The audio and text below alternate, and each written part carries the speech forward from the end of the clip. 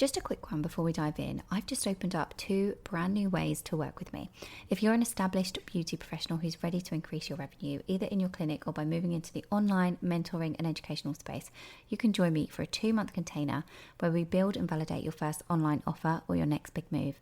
Or if you're ready to go all in, there is a 7-month private mentorship where we build, launch and scale your new revenue stream together. If you're not sure which one's right for you, I'm offering a handful of free business clarity calls, quick and powerful to map out your fastest path and to see which container fits best. Just DM me the word revenue on Instagram or check the link in the show notes and email me. Let's get into the episode.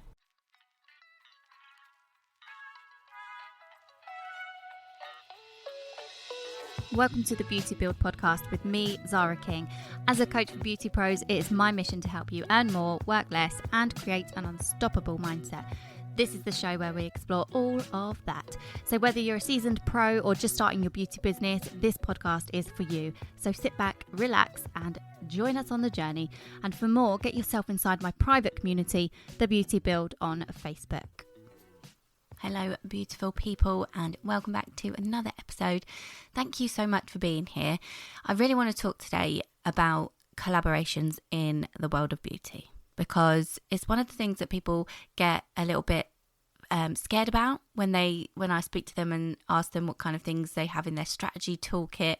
Have they looked at collaborations or anything like that? And it's one of those things that can be a secret sauce, because I believe anyway that connection and relationship building is one of the best things in life, literally in life and business, because you probably would have heard the saying, it's not what you know, it's who you know.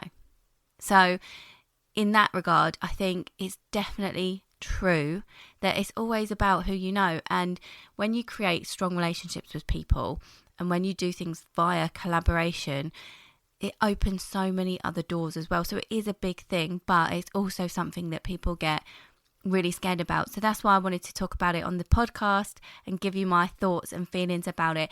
If you enjoy this episode, if you've enjoyed the podcast so far, please, not just this episode, but if you're a listener and you've enjoyed the podcast so far since it launched in July 2023, then please take a screenshot when you're listening and tag me at Zara King on your socials, because I want to hear your thoughts, and I want you to tell me what you enjoy. And then it helps me to prepare guests, and it helps me to prepare topics to talk about, and it helps me make this podcast what you guys want it to be. So please do that. And before I get into the episode today, I just wanted to apologise in advance for my voice being a little bit off, because it's that time of year. It's January, I'm recording, and I'm a little bit under the weather. I've got a little bit of a tickle. So apologies for that in advance, but nonetheless, the show must go on and we do need to record. So here we are. But yeah, so I think the most important thing, let's get into it. I think the most important thing when it comes to collaborations in your beauty business is making it relevant to your business and what you really want out of it. So rather than being scared about it, I think the most important thing is think about what relationships do you currently have already, and that you could lean on and that you could use to your advantage and to their advantage too, not just one way kind of thing. But what kind of relationships do you currently have with other people that you could tap into for more? For me, with the podcast, for example, I started this podcast and I knew that I have built up relationships in the industry over my 12 years of being in the industry. And I knew I'd tap into the people that I know, because I know that I will be able to collab with them and do things with them that will enhance our relationship and help the podcast or help me and help them and all the rest of it. So I already knew, and I'd already look at who I knew to be able to do something with on a collaborative kind of basis, especially for the podcast. Obviously, I've done that in my beauty business as well, and I've done that in life as well. And I've always found that when I've got to a new milestone in life, or or maybe something like a door's opened for me, or something's happened and I've taken a job or whatever. Every single thing that I have done in life is 9 times out of 10 either had a knock-on effect from knowing someone, or it's been a direct effect of knowing someone, So it's definitely key. But I know when you're running your own business and it's on your shoulders and it's like your responsibility to maybe reach out to somebody new, or to reach out to somebody that you do have a little bit of a relationship with, but you want to take it a little bit further, like one step further, that can be quite scary, because it's like, it feels like it's all on you, and it's a little bit, we're human at the end of the day, and we have this thing around wanting to ask for favours, or people say, I don't want to be cheeky, or I don't want to be rude, or, we just don't want to ask for favours, basically. And that's why it can come into that kind of place where we just leave it on the back burner for our beauty businesses because we're a little bit scared around it. I just think it doesn't need to be that way. I think about the relationships that you do have, like I just said, and plan ahead and think, right, well, what do I want? Say, for example, you're planning your goals for the year. It's like, well, how am I going to enhance my relationships this year? And that's just another word for collaborations, really, isn't it? It can be. So I think when you look at it like that and think, well, what do I actually want for my business this year based on the relationships that I have, that's when it can have a different feeling around it.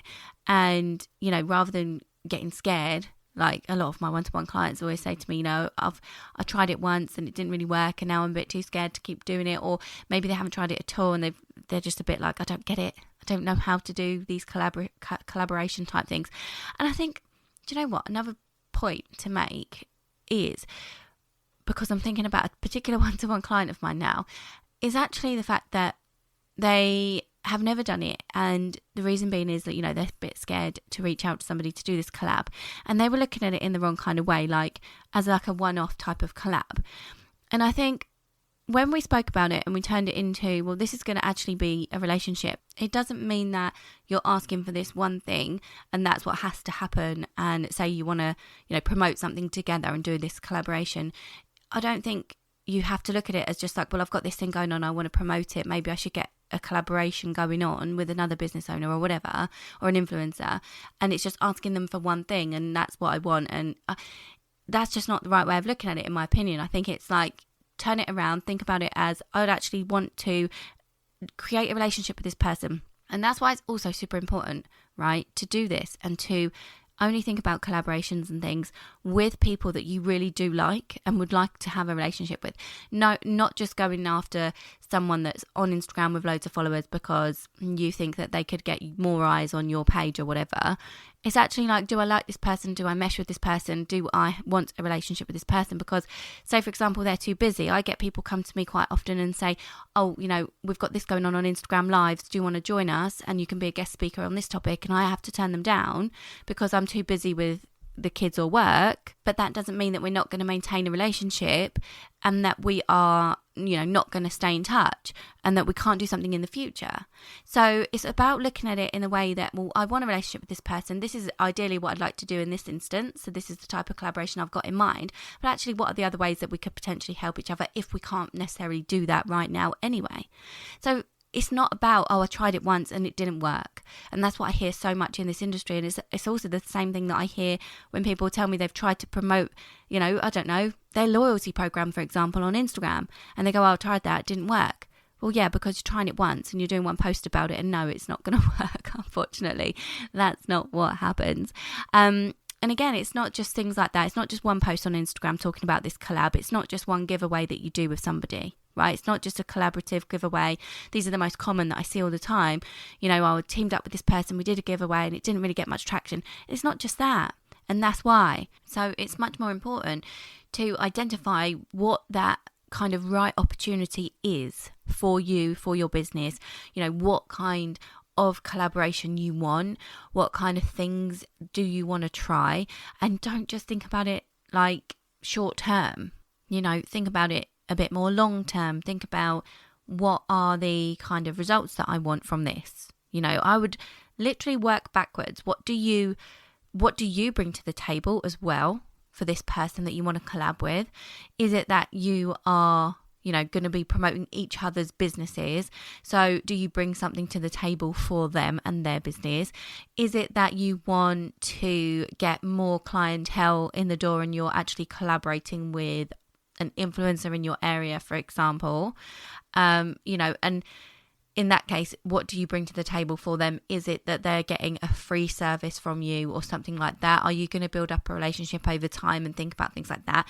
And actually, it's a really important thing to touch on, because it's reminding me again of another client of mine who did do a collaboration with an influencer. I think it was, I don't know if it was out of area or in area, but it's super important to remember that with influencers, it's like, yes, they may have a large following, but are their following ideal clients of yours? Are their following maybe willing to travel to you from wherever they are? Like, think about the area, and also think about getting things put into writing, because you might have even had this yourself, where you've been asked to do a free service for somebody who says, well, I'll pop it on my stories for you and I'll do a post or whatever, because some influencers that do have a large following will reach out and do, you'll be part of their outreach because they want that relationship. So that might have happened to you in the past, and the people that I know that have done that, they've ended up kicking themselves, because what they've done is given somebody a free treatment, and first of all, they didn't get the post or whatever it is that they really wanted in the quality that they would want it in, with the detail that they would want. And secondly, they didn't even get any more clients, because actually, although this person probably does have influence over the audience that they have for a particular thing or particular sales for maybe online businesses and things, it wasn't necessarily people that were in her area and really willing to travel to where she was to have their beauty treatments. So instead of just thinking about the one-offs and all the rest of it, if it's an influencer specifically, I think it's so important to have things like written down contracts, if you like, and it's always good to, if you're reaching out to an influencer, it's always good to think about the size of their audience. First of all, you probably can't service, their whole audience anyway, but think about matching your audience sizes. So if you're going to somebody with, hundreds of thousands of followers on Facebook or Instagram or even TikTok or wherever, and you are very tiny, and you're working with, it's best to kind of match your audiences, especially when it comes to probably not so much influencers, unless you go really, really big and they want to be paid, but especially when you're working with different businesses and you're doing something for them as well, obviously your audiences probably need to be a similar size. But yeah, there are so many different ways you can do collaborations. It doesn't just have to be influencers. I could literally be here all day rambling on, I think, because one thing makes my head ping and then I think about another thing. But I think, especially because these days we're all online, like we promote our businesses online, it is all about the potential audience that you can get in front of. So matching the audiences is really good. And also thinking about the fact that when you do a collaboration with somebody and you're bringing something to the table for their audience, you need to make sure that their audience complements your business and doesn't compete. So obviously, if you are a beauty business owner and you don't do hair, for example, and you want to collaborate with your local or somebody local to you who does do hair and hair only, so they don't compete, they don't want your clientele, then that's absolutely perfect, because it's a very, very complementary business model, because you're both in the personal care industry. Other things like that are things like, wellness and fitness, Pilates, yoga, different things like that may be, in and around what your niche is. So it could be an interest of your niche that their business is based around. So that would be another really well suited kind of category of business owners that you can get in front of and that you can utilize to do a mutually beneficial collaboration online or offline. You can do things like, these type of relationships that go right down to the nitty gritty, the kind of, going into people's businesses in person too, and asking people to hold business cards and stuff. Create those relationships too. I know we talk about a lot of things going on online and creating events with different businesses and doing collaborations like that. It might be an event, or it might be a giveaway, or it might be whatever. It might be double promotions and stuff. It might be codes, discount codes for here and there if you come to me from. So many opportunities, right? So many different ideas that you can come up with for doing these collaborations and whatever. But it's also, just don't forget the fact that the basis of this, the actual nuts and bolts, is the fact that you're creating a relationship. And so therefore these kind of things, when you're making your goals for these kind of things, when you're sitting down, you're thinking about, I want to expand my business, I want to do things with other people, I want to build my relationships. Don't just forget about the people that you could utilize, that are near to you, that you could literally meet face to face.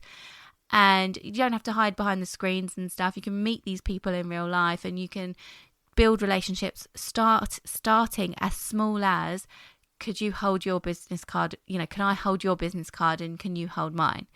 And just drop it into conversation with people, or have it in a place where it's on display.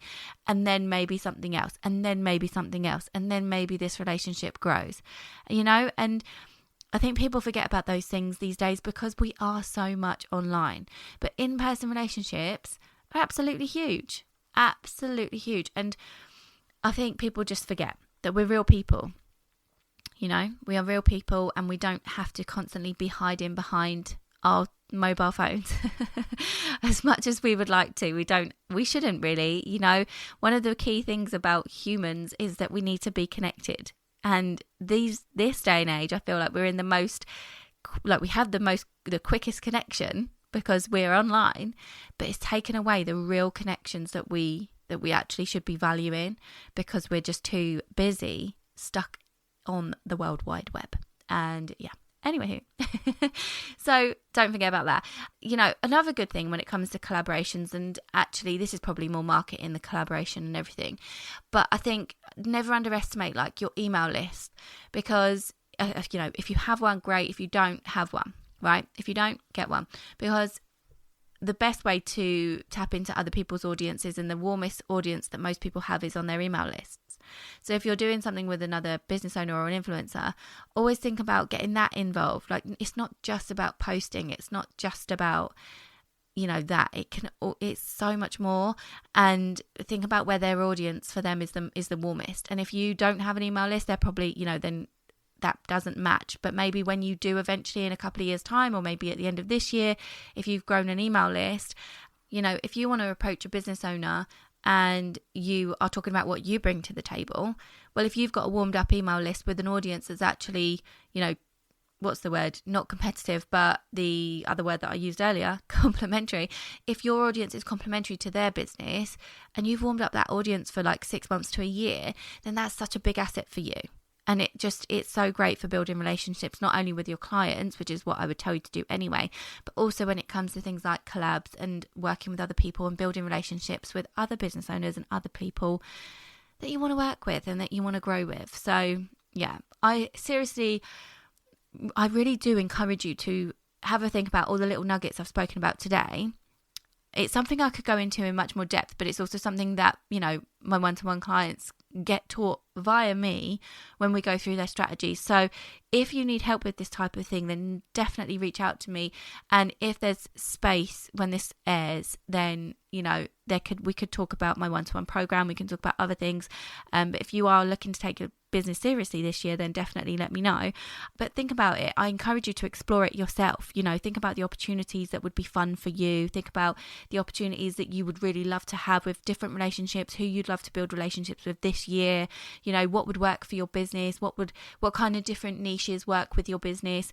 Because at the end of the day, right, people buy from people, so recommendations, loyalty programs, collaborations, influencers, all of these things that are all geared around relationships and emotions and people that buy from people and having that connection.